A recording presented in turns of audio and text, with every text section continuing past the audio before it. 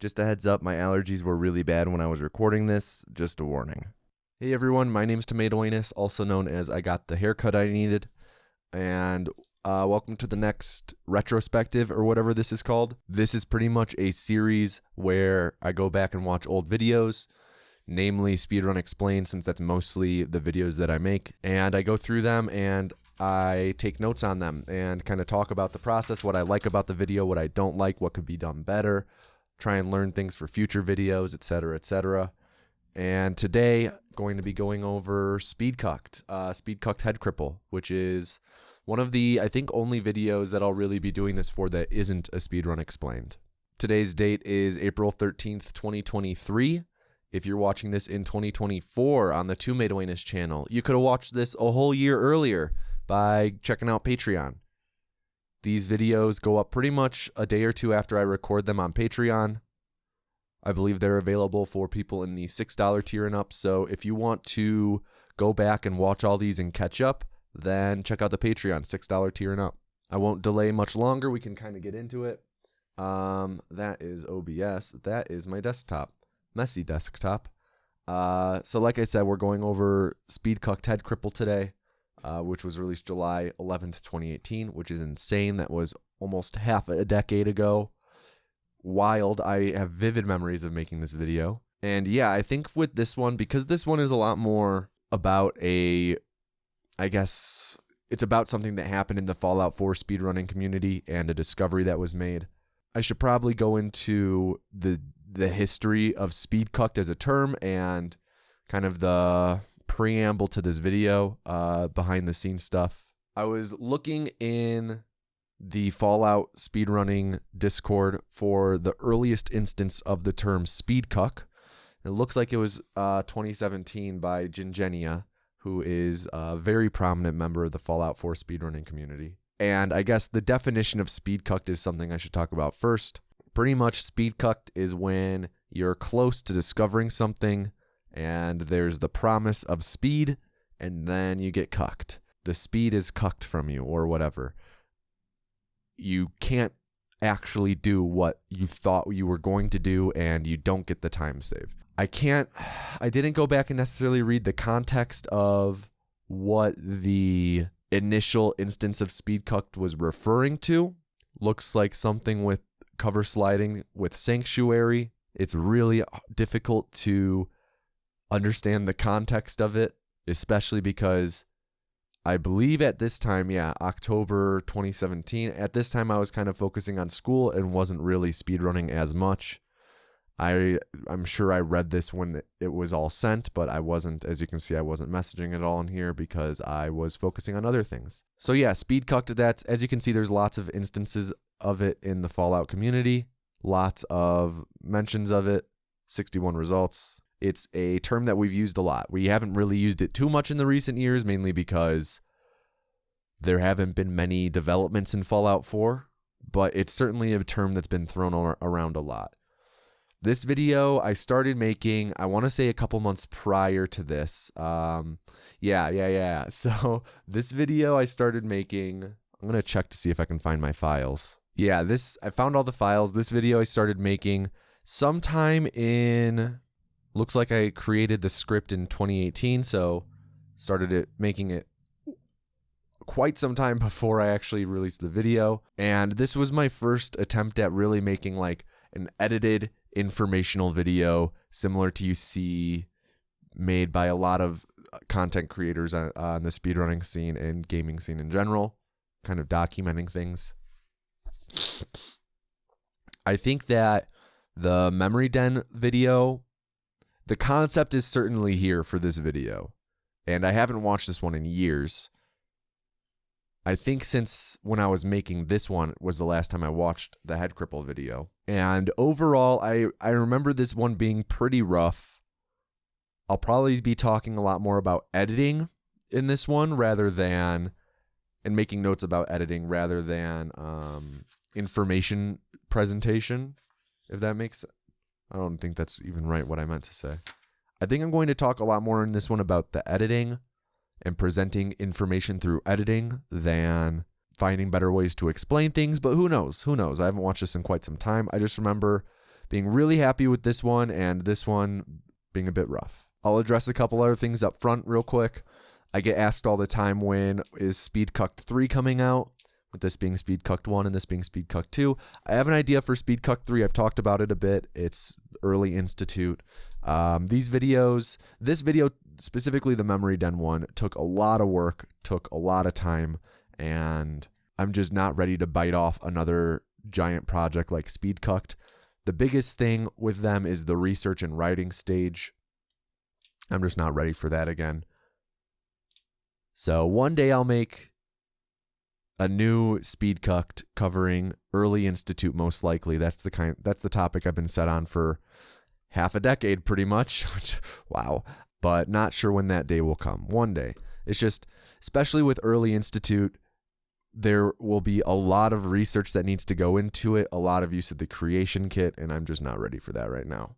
I would rather focus on just making Speedrun Explains. Maybe I'll make a Patreon tier for hitting like 500 patrons. It'll be finally make Speedcucked 3 or something. That's a good idea. I'm going to do that right now.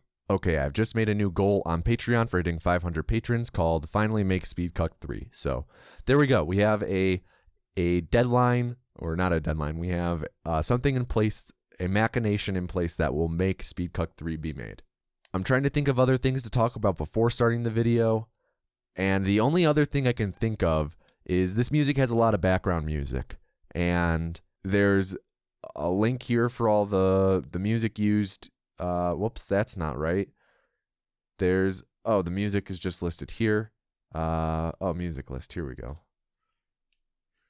Here's all the music stuff. So if you hear a song at any point and you're like, oh, what song is that? Here's the timestamps. Similarly with music, there is a Home song used. Let's talk about Home real quick. Home was one of my favorite artists in like 2017. Big fan. Big fan. I did a lot of technical writing in college, a lot of engineering reports and stuff, and my go-to music in the background was always Home's album Odyssey.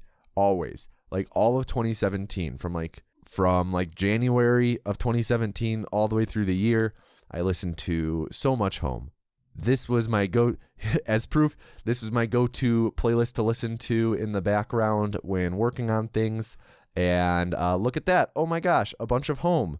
Added February 10th, 2017. Sick. So when I was making this video, I was like, oh, I'm so going to use Home. This is going to be great. It's perfect background music for this. I was specifically going to use We're Finally Landing. And I was making this video through like May and June of 2018. And while I was editing the video, Summoning Salt released a video that absolutely blew up on June 3rd, 2018. And what is the intro song? It's We're Finally Landing by Home. So good taste in music by Summoning Salt. I've talked about this on stream before. I joked that I have beef with him because of this. It's not real. I don't have beef with him. But yeah, so that was, whenever I think about this video, I think about like, man, if only I beat Summoning Salt to the punch with We're Finally Landing. But that is like the Summoning Salt song now, which is pretty funny. So with that all being said, I feel like we should get going. As I say that, I remember the commentary track for this. I'm going to sound very different for multiple reasons. My microphone's different, but the big thing is I hadn't figured out how to talk into a microphone and a good cadence for it all. In fact, this was actually my second attempt at the dialogue. As you can see, I have one redo full. I have an entire different draft of this video that I had made, and I sent it to 2 people to review it, and both of them said, you sound really weird. Why do you talk like that? So I'll take a look in here. Maybe at the end, if I have, yeah, here we go. First head. Oh no, that's not the right one. Here's the current Headcripple video. If I find the original one in here real quick, I'll play it a little bit at the end so you can hear what the original dialogue is. That'll make me cringe, because I haven't listened to that in a long time. I think since I was told I sounded weird. So yeah, rough edit. Let me just pull this up for... Yeah, we have this pulled up for later. We will listen to this at the end and see how different I sound and how bad I sound. But yeah, okay, that's enough preamble. Let's get into this. I've got my sheet for notes ready. Yeah.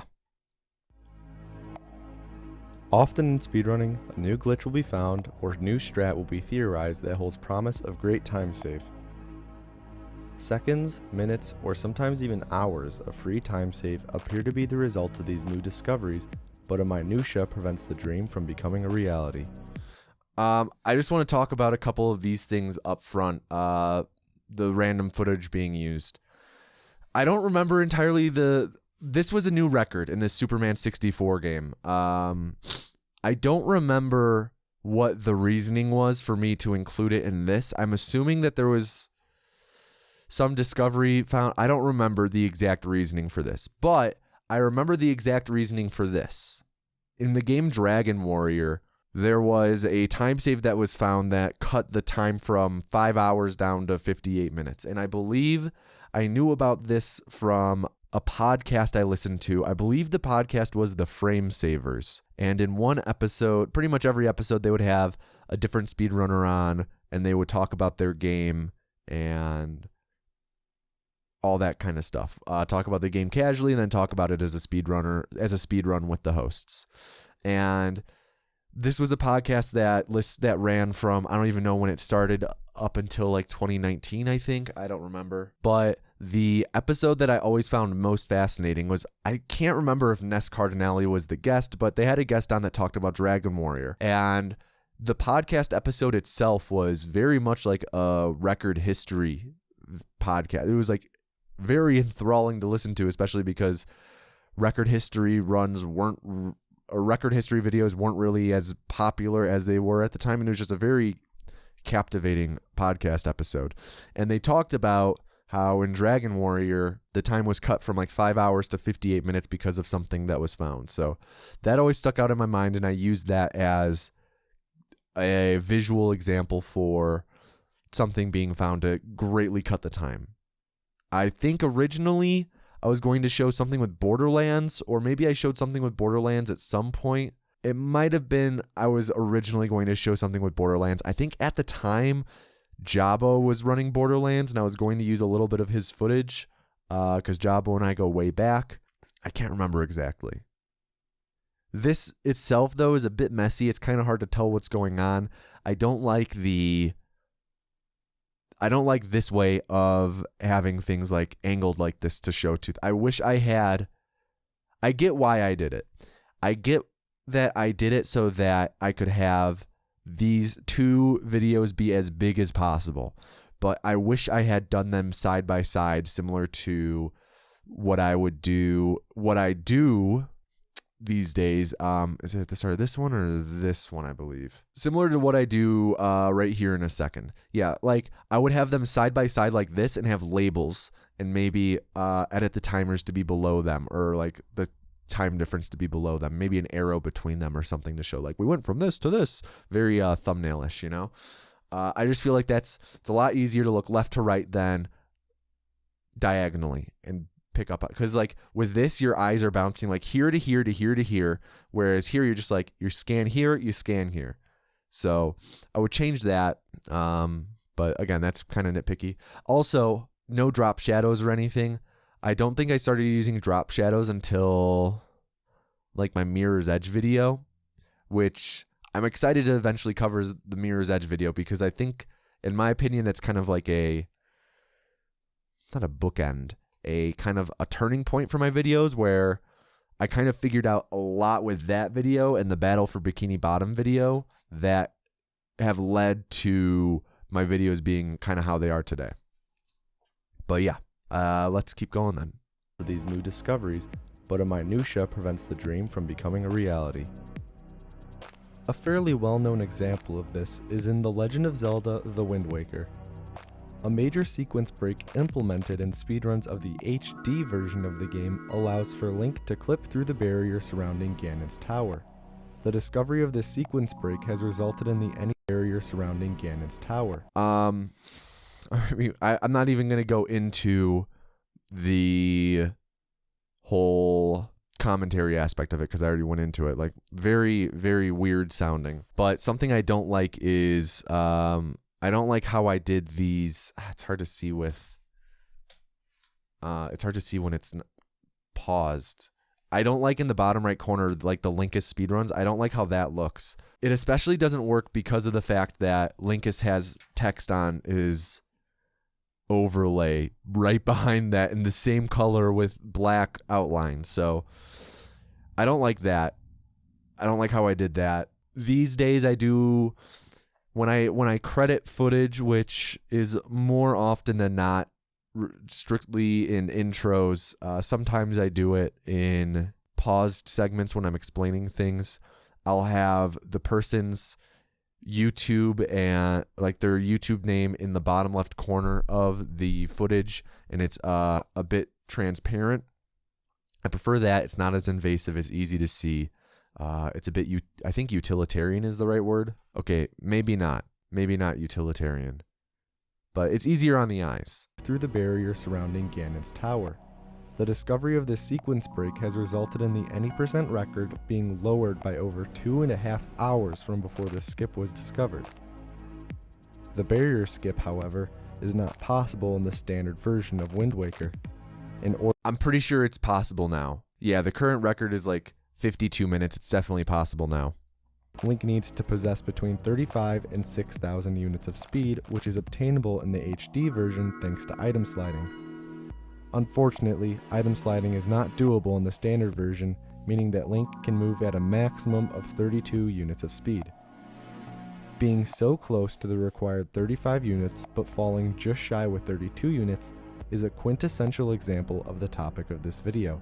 Nothing terribly offensive in terms of how I describe things there, but I do think that there's a lot of value in when you're throwing around numbers, having them appear on screen. If I were to make this now, I would probably have, I said what? You need 35 to 6,000 units of speed.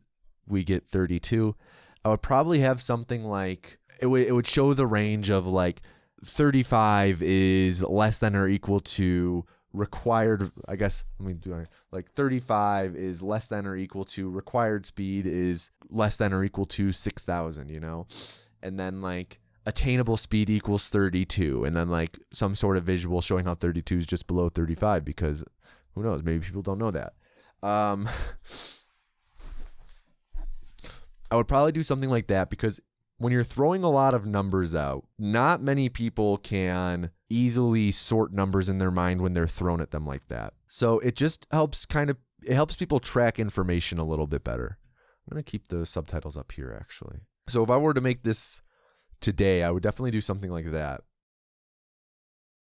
Coming so close to being able to apply new strats to your speed game, but unfortunately the strat is ultimately not applicable.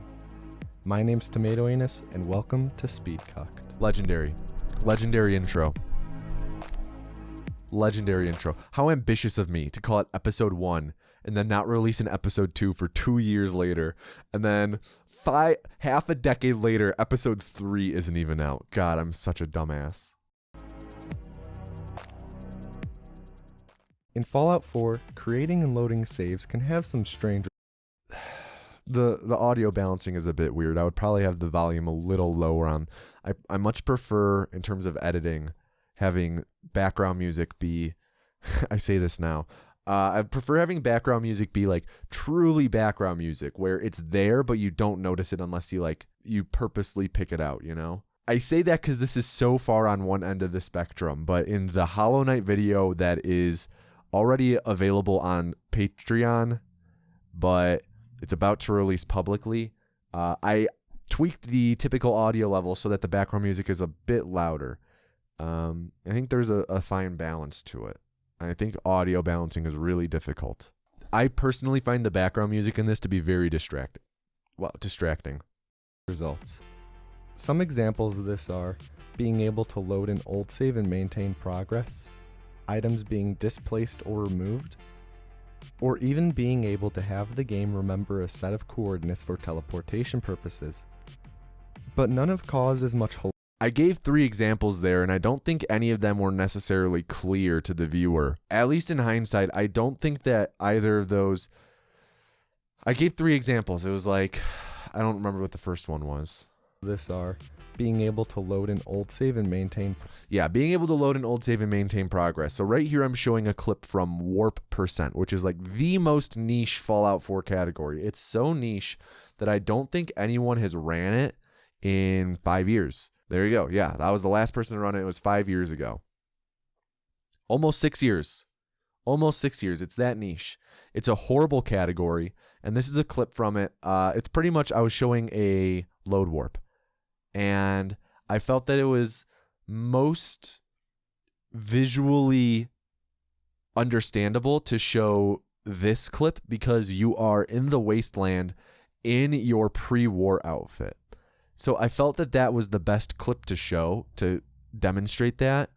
But I feel like maybe if I had done a custom animation, it would have been easier for a viewer, because say load warping is very not esoteric, but it's difficult to portray visually or use an actual in-game example of and have it visually look like you are loading an old save and maintaining progress. So I would probably edit an animation for that these days. That being said as well, this video was made in Sony Vegas. Actually, it might have been just called Vegas at the time. I think Sony had sold it. All of my videos were edited in Vegas up until my Stardew Valley video. That's when I made the switch to Adobe Premiere, and ever since all of them have been in Premiere. I use Premiere still. I've heard good things about DaVinci Resolve, but I haven't looked into it yet. But yeah, all this is in Vegas, which to this day I have a very hard time with. It's a very difficult program for me to use. But yeah, I would probably edit an animation for that. I would, of the 3 examples I give, load warping, items being displaced, and store coordinates, the one that is the easiest to portray visually is items being displaced. And I don't know why I didn't show that. Of the 3, if I were making this today, of the 3, if I could only show one, I would show that one, because that is the one that is the most visually understandable. All you do is you show a clip of things normal and then a clip where things aren't in the right spot. It's very simple. So I would probably do that if I were to make this again now. Displaced or removed, or even being able to have the game remember a set of coordinates for teleportation purposes. I don't know why for Punch Warp I used a clip from my console record. That doesn't make sense. I don't know what the reasoning there was. But none have caused as much hilarity and hope as what has since been referred to as Headcripple. On November 13th, 2017, I should also probably address, this is probably way too deep in the video to address it, the term Headcripple. It's called that because of Speedcripple being a thing in Fallout New Vegas and Fallout 3, and that term comes from the fact that the mechanic in the game is you cripple your legs, cripple your arms, cripple your limbs. And this word is one that is definitely fallen out of favor in years due to its derogatory use. And if I were to make a newer video in the Fallout 3 or New Vegas series, I'm not sure I would necessarily call it that, you know? I don't know how I would address it, though. I would probably talk to people who are actually affected by the term and get their input and hear what they have to say on how they think I should approach it. But yeah, I feel like I should probably address that. So yeah. A Fallout. On November 13th, 2017, Brongle, a Fallout 4 speedrunner, glitch hunter, and former world record holder for House of Caravan Any%, sent the following series of messages in the Fallout 4 speedrunning Discord. I've made an interesting discovery. That was a really long pause. This is a really slow-paced video. If I made this exact video again today, the editing and commentary would probably be a bit tighter, and it would be like a 12-minute video, 10-minute video, something like that. LOL. If you have a person whose body you can mutilate. I don't like the jump cuts like that. If you watch any of my videos, I try to avoid jumping from one thing to another.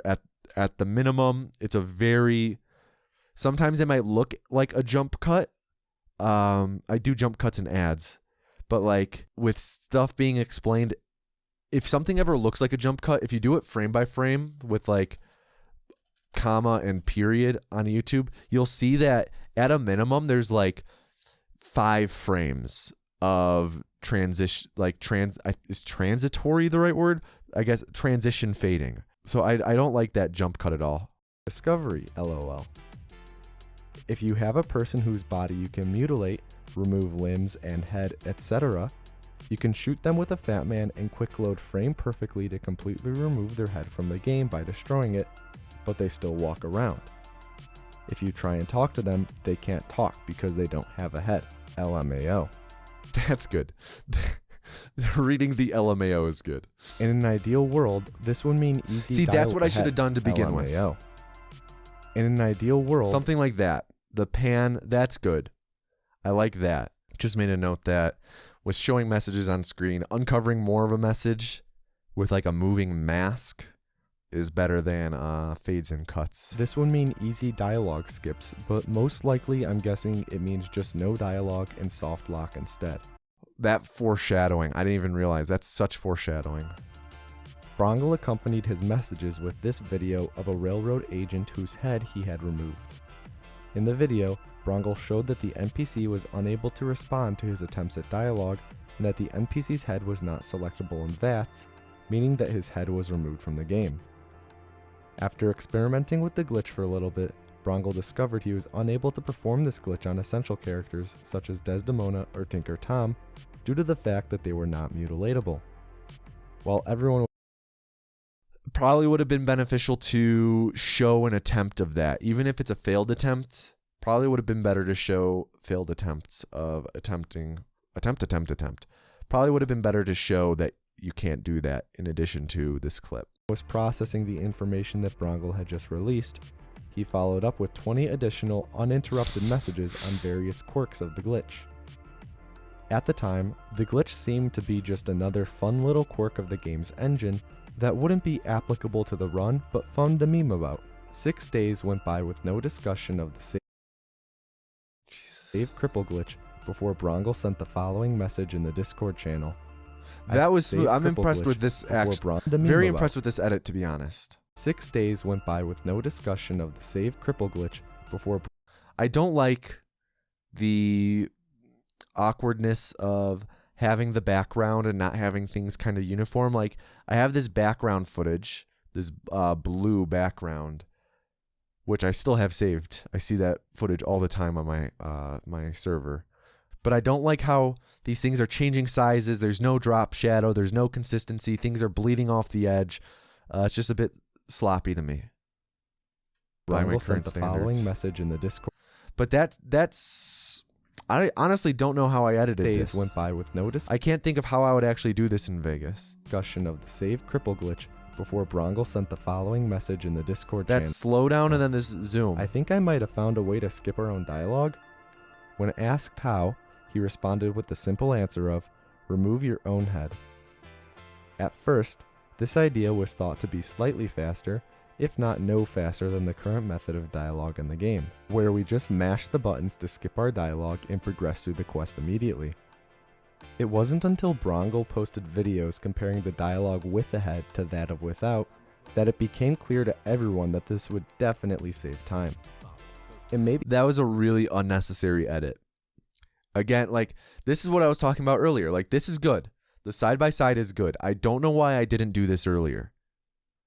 The moving of the two of them to go like this, to go like that, very unnecessary. I don't know why I did that. It just adds additional processing time for the viewer. This was not very utilitarian, having read the definition very recently, which They're videos. Videos don't need to be utilitarian, you know? They're videos. They should be entertaining. They should be flashy. But when the purpose is to explain something and have the viewer understand and comprehend it, that just adds a little hurdle. It's not a big hurdle, it's a little hurdle. It's hard to tell the difference between these two videos, especially since they're low in volume, but the one without the head is progressing through the dialogue a couple of seconds faster than the one with the head. The reason for this is that when we normally skip our lines while we have a head, our character will start their line before it is finished, oftentimes saying a transition word like okay or which loses about half a second. When we remove our head, our character cannot. That was good. I still try to do this where let game audio come through between lines. I like that a lot because it provides a good example while also being a bit humorous. Remove our head, our character cannot say any of these lines and it just skips to the next line that the NPC has to say. You may be asking, how does this glitch exactly work? Well, we aren't 100% sure why the game behaves this way, but here's our best guess using our current understanding of the game. When you talk with an NPC in this game, they'll start their lines after you finish yours and vice versa, just like in real life. Also like in real life, dialogue is conveyed with your head unless you use sign language. Now, the two scenarios of the NPC starting their lines when the Soul Animation time. Survivor's lines are finished, and the Sole Survivor starting their lines when the NPC finishes their lines seem similar enough because they technically have the same input and output. The line of logic in the middle, however, is different. When the Sole Survivor... This is good. This is easy to follow, at least in my opinion, easy to follow so far. Survivor is waiting for the NPC to finish their lines, the Sole Survivor must wait until the NPC has finished their line. This means that for the Sole Survivor to begin their next line of dialogue, the NPC has to finish their lines because the Sole Survivor lines are very specifically tied to the end of the NPC lines. The game more or less looks for an internal value to indicate that the previous line has finished, and because the NPC doesn't have a head, they can't even start their lines. This is why finish, and game more or less looks... This is good so far, this section. I lost myself for a moment, but this is what I was talking about earlier, and I made a note on. There's a lot of value in... or it's better to animate concepts that don't come across clearly with just gameplay, e.g. load warping. This is exactly what I'm talking about. There's no way this concept gets across by just showing game footage, which, I mean, it's something I build my channel around, you know, like the props in the GDQ, and I animate things on screen all the time now. Not all the time. Really often. Not really often. When necessary. I just back talked out of that. Walked back from that statement. But animating is so important, and this is a great example, but I lost myself here for a second. For an internal value to indicate that the previous line has finished, and because the NPC doesn't have a head, they can't even start their lines. This is why if an NPC doesn't have a head, the dialogue gets locked up and you can't progress, because the NPC never finishes their line, since they never even started it. So the Sole Survivor is always waiting to talk. For whatever reason though, the NPC's lines aren't specifically tied to the end of the Sole Survivor's lines. Instead of waiting for a "this line has finished" indicator, like what the Sole Survivor does, the NPC has an indicator that is slightly different, one that is along the lines of "this line has finished" or "the line is absent." These, mentioning this logic stuff, again, human brains aren't great at keeping track of multiple things at once. So when I'm presenting multiple things like this, like, I should have this written on the screen somewhere. And I talked about this in the Fallout 4 video that I talked about in the last retrospective. I have a note that says, when listing out things that were bought, referring to the shopping segment, should have had a list generate on screen. Similarly, when I have another note, when explaining punch, warp, and cover slide, it's a lot for viewer to keep track of. Maybe have text definitions on screen with maybe a reminder like gun setup or VAT setup next to them. Have them change color or check marked when set up and gray out when activated. Stuff like that. I think that there's just a lot of value in having things on screen for the viewer to help keep track of things. This thinking was probably put in place by Bethesda. Line is absent. This pops in. I don't This like that. thinking was probably put in place like by that. Bethesda Should fade. as a preventative measure to make sure people didn't accidentally soft lock their games by their character not being able to speak. This also means that when the sole survivor doesn't have a head, their lines are absent because they don't have a mouth to speak. This means that all of the NPC's dialogue indicators instantly light up, because all of the sole survivor's lines are absent. This is why if we remove our own head, the dialogues go incredibly quickly, while removing an NPC's head, the dialogue... She does the lyrics to Rap God here. There were a good handful of people who caught this in the comments, but I love, and this is like a very obvious one, but in lots of my videos I have little jokes, visual jokes even, or even jokes like wordplay in the commentary or references no one has ever left a comment on. So there are references and shit that I don't know if anyone's ever gotten. I don't know if they're too niche or just too hard to pick up on. But I love little things like this, not necessarily an Easter egg, but, and again, this is a very obvious one because it's right there on screen going on. But I love little jokes that you can pick up on repeat viewings. Dialogue will not progress at all. But let me reiterate what I said earlier. We do not know exactly what is going on inside the game while this is happening, so sometimes we observe some interesting scenarios. An example of this is this clip where Kellogg slides around the room after having his head removed, and Kellogg's removed head is still technically alive, allowing for Brongle to try to talk to it, and the removed head even starts blinking. Unfortunately, the dialogue is still locked, even when talking to the severed head itself. After Brongle's discovery, the timing began to see if the glitch would be worth doing in a run. There's a really long pause between lines there. Brongle's discovery, the timing began to see if the glitch will be worth doing in a run. The glitch itself did not take much time to perform if properly executed, so it was the time saved that mattered. Brongle recorded the dialogue with an essential NPC to the run named Virgil, just to see how fast the dialogue was. Here's a comparison. Again, side-by-side comparison, great. It didn't have the animation, great. Also, I'm remembering this was a year after this, not 2 years after this. It's just the 3 or whatever. This was released 2019, Memory Den 1. Of Brongle's test video to the dialogue in a normal run. Just this one dialogue alone saved a rough 6 seconds. Not that big of a deal, right? Now imagine that with every dialogue we do throughout the whole game. It adds up. Again, listing things out maybe would be beneficial to like throw up a really quick list of how many dialogues there are. Because yeah, okay, 6 seconds. Now every dialogue in the whole game. Okay, well I don't know how many lines there are in the speedrun. But if I had a visual indicator of like, maybe there's like 10, it's probably somewhere around 10, like 10 long dialogues in the speedrun, then you kind of start getting an idea. So again, listing things out on screen, great. I also don't like how this sliver of red is in here. I'm very particular with my edits and getting things to be just right and having things be like, I can't believe I'm admitting, like, I like bust out the calculator, make sure everything's perfectly centered or perfectly spaced out. I've done so much geometry and arithmetic to like do the math of making sure like if there are 4 things, having them all be perfectly spaced. There's even space between all of them, all that stuff. I'm very particular. I'm very anal about all that stuff lining. I like having it be visually perfectly aligned.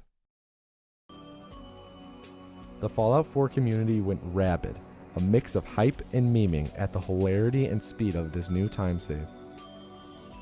I think this was posted in memeing at the hilarity and this was posted in the group. This new time save. This one I'm pretty sure I made for the video. We made jokes of like, oh, the virgin survivor versus the headless Chad. We made jokes about it, but I'm pretty sure I made this meme specifically for the video.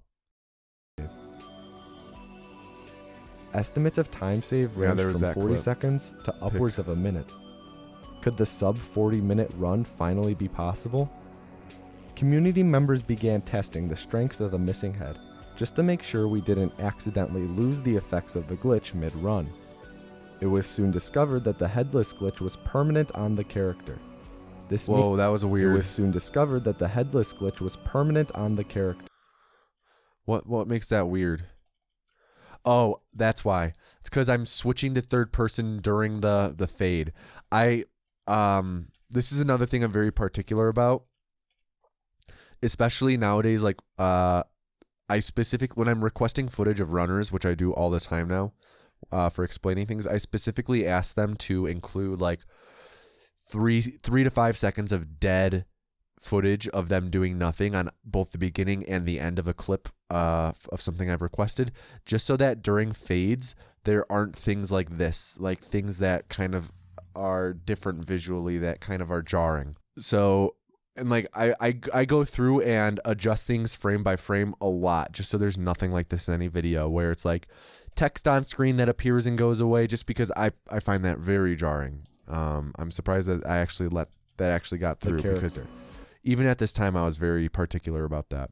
This means that your head won't respawn even if you make a save and then reload it. This was amazing news, considering we load many saves throughout the run. Everything was coming up speedrunners until we hit a snag. Here's the any % route for Fallout 4. Now, this is, again, another little hidden joke. There's a penis right here.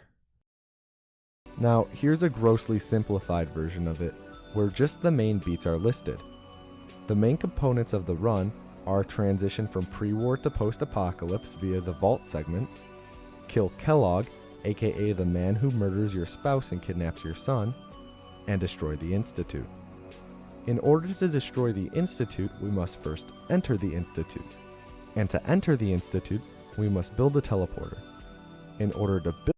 Again, I think I talked about this in the Fallout 4 retrospective. This is good. I like this. I use this as an example of how to do something that I didn't do in the Fallout video, I'm pretty sure. In the Fallout video, I did some hand waving when talking about why I can't go just straight to the Institute. This is bad type of hand waving. Should be used to not go into detail about overly complex topics, not for just omitting details and letting viewer connect dots on own.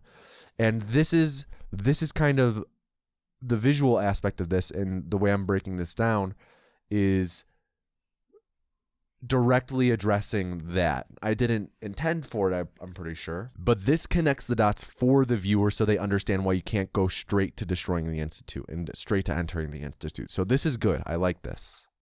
To build the teleporter, we must hand over the teleporter construction plans to a man named Tinker Tom. Normally, we hand over the plans after we say the line, "Here you go."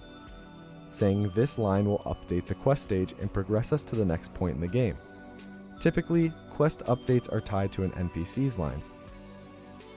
But for whatever reason, handing over the teleporter... Again, it pops in, then fades out. But for There's whatever no consistency. reason, handing over the teleporter plans are specifically tied to the Sole Survivors lines. No big deal though, right? If I did this now, I would probably have this slide out, like pop out from the flag and have a mask on this side so you don't see it. But it looks like it's coming out of the flag, the text. It'll probably whoosh. NPC lines are triggered by the Sole Survivors lines being absent, so the quest stage must trigger as well. Well, it actually turns out that this quest stage behaves the exact same way the Sole Survivor does when he's waiting to talk. The previous line has to be finished, it can't just be absent. The answer to this problem was simple. Find a way to get back our head, and we'd be able to hand over the plans to Tom, and the run would proceed as normal. The only problem is that we already tested if there was a way to get our head back, because we were worried. I could be talking so much about the commentary. It's so choppy. Right there was a really bad example that made me get ripped out. Problem is that we already tested if there was a way to get our head back. If there was a way to get our head back. Just read it as one sentence, Tommy. Because we were worried that it would be a detriment to the run if it came back and we would have to perform the glitch again. It turns out that being able to bring back our head was all we needed to make the glitch viable for a real run. Unfortunately, the glitch was too strong. It turns out that not even getting... What was that? Unfortunately, the glitch was too strong. Again, perfect example of what I was talking about. It's really hard to see, but right here, the fade in is happening as I'm pulling up the Pip-Boy, and you can see this like right here, this white, I'm not sure if you can even see in the recording, like right there, that's this white part before it starts to transition. That immediately catches my eye.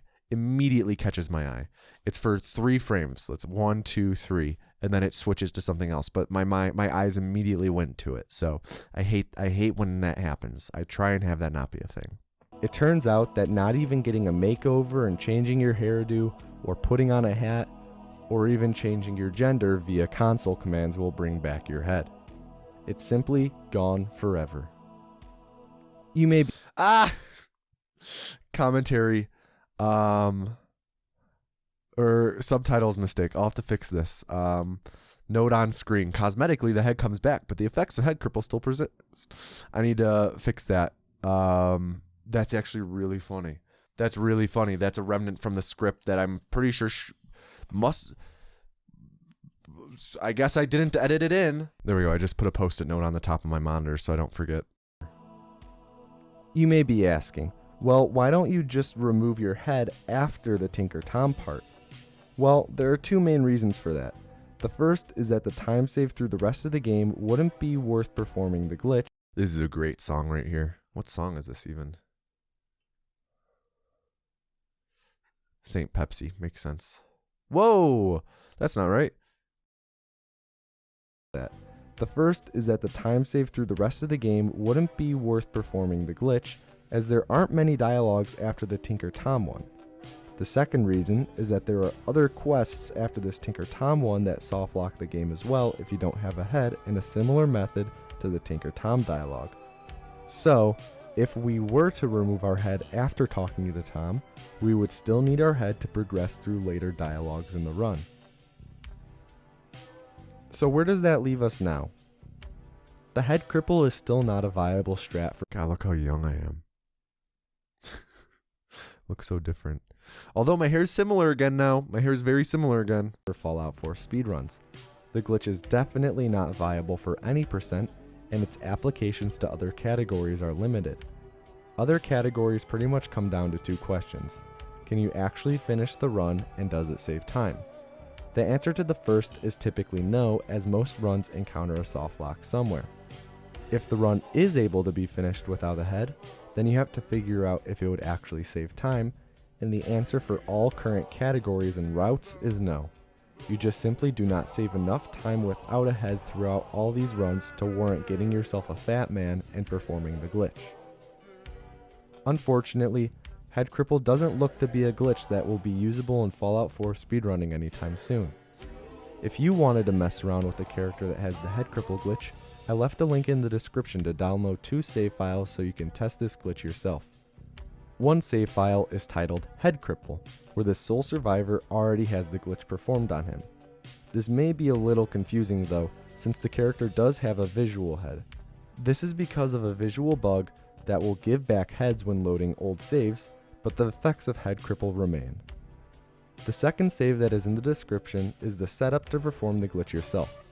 Simply load the save, make a quick save, and shoot without moving the character at all. You'll want to try and quick load right after the mini nuke blows up and destroys your head. Either way, the saves are there for you to do as much testing and playing around as you please. Who knows, maybe you'll be the one to find out how to get back the head. Maybe you can be the one to... This is another great song, and it's only on SoundCloud, and I wish it was on Spotify. Alleviate the blue balls that this glitch has given Fallout 4 speedrunners. Maybe you can be the one to solve this. This is also another small thing. I didn't really... with all my video releases, I go through and adjust all the subtitles manually. But like right here has given Fallout, and then the next subtitle... Fallout 4 speedrunners. Is just for speedrunners. I go through and I manually... Pretty much you can paste your script into YouTube and it'll auto place all the subtitles. but this will happen a lot, or there will be a lot of one-word subtitles, or there will be just really awkward spacing with lines. So I go through and I manually adjust all of the subtitles and captions for every video before I release them. Not so much for Patreon, but for the public releases, because like 20% of my viewers watch things with captions, and I watch everything with captions. So I appreciate when captions are like properly done. So sorry I don't do that on these videos. It would just be way too much time to transcribe. But on all my actual produced videos, I manually go through and adjust all the captions so they're very clean. Maybe you can be the one to solve this problem that has left us speedcucked. I have been Tomato Anus. Thanks for watching, my dudes. Interesting sign off. Before you go, I'd like to have a little addendum to That's right, because I do the actual sign off. I do the first ever have an above average day this video. at the end of this. I have a couple other ideas for speedcucked videos, along with other content in a similar vein to this one about Fallout speedrun. I don't know what that's referring to.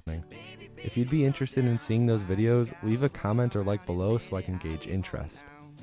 I'd also like to give huge thanks to Bronco and Gingenia, without whom this video would not have been possible. Those two did most of the... I'm really curious what maybe this counted.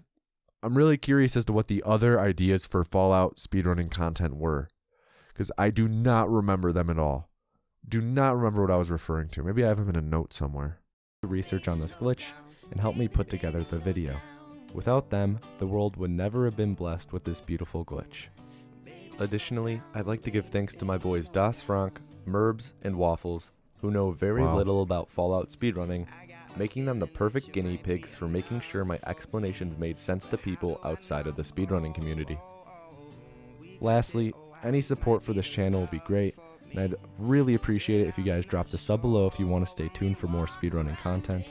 Thanks again, and have an above average day. Yeah, that was the first ever time I did above average day. Wow. Yeah, that was very rough. Very, very, very rough. Very clearly my first real edited video. Not the first time I had edited a video, but my very first real edited video. Edited, produced video. Very rough. While that commentary is fresh in our head, let's hear how this one sounds. This is just the audio of the first pass. Often in speedrunning, a new glitch will be found or a new strat will be theorized that holds promise of great time save. Seconds, minutes is in The Legend of Zelda: The Wind Waker. While everyone was processing the information that Brongle had just released, he followed. It does sound worse. 322, nice. It does sound worse, but like with how it is these days, it's like it's very indiscernible how that this is much worse. Like this is still very bad in the same way. I can't believe I can't believe I sent them the first draft and they're like, yeah, you sound fucking weird. And I did the same thing again and sent it to them and they're like, yep, you're all good. It must have just been pity must have been pity that made them say, yep, you're good. So overall, definitely talked about different types of things in this than I'm assuming that I'll talk about in future Speedrun Explains. I think that the this Headcripple video is very rough. It was very short, but I have over 70 minutes of stuff recorded here. I edit down all the gaps where I'm writing stuff down, but yeah, that was pretty rough. Fun to watch. Not bad for a first edited and written first attempt at writing a video like that. Made sense for the most part. Wasn't too confusing. Definitely could have done a better job of presentation. Editing was a bit rough in ways that I talked about, with things living up to my current standards, with things lining up and whatnot, or slop. I very clearly did not do a proof watch of this myself. All my videos now, I do at least one proof watch before I release them to make sure that there's no editing mistakes. So very clearly I did not proof watch this, because I definitely should have caught a lot of things in there, even by my 2018 standards. But yeah, I think that's about all for this one. I think next month will be, let's see. Next month will be New Vegas. My New Vegas. I remember this very well, releasing this video. This is my first video that blew up when I released it. Actually, this video blew up when I released it to like 50K views in a day, and then it got hit by the algorithm and got no more views, so I republished it.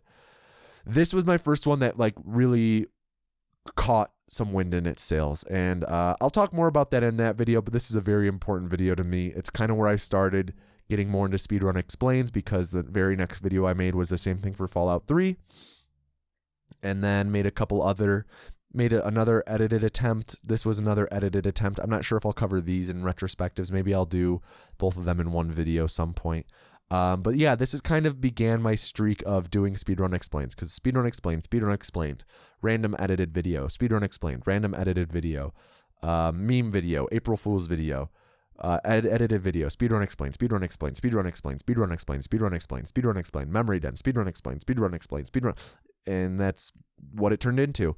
So we're getting there. We're getting there. I'm happy that I covered that Speedcucked though, and I'm excited to cover this one eventually. God, that's a good thumbnail. That's a really good thumbnail. I remember working really hard on that. Anyways. Thank you guys for watching. Again, if you were watching this on Tomatoiness in the year of our Lord 2024, you could have watched this a year earlier. Patreon, check it out. Patreon.com/Tomatoiness. And yeah, I think that's about all. So have a good day. Have an above average day, as I first said at the end of Headcripple. And yeah, thank you for watching. Peace out, everyone.